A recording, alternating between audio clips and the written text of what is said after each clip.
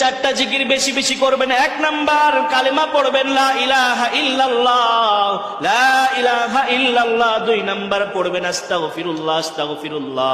3 number পড়বেন আল্লাহুম্মা আজিরনা মিনান নার, আল্লাহুম্মা আজিরনা মিনান নার। আর 4 নাম্বার পড়বেন আল্লাহুম্মা ইন্না নাসআলুকাল জান্নাহ।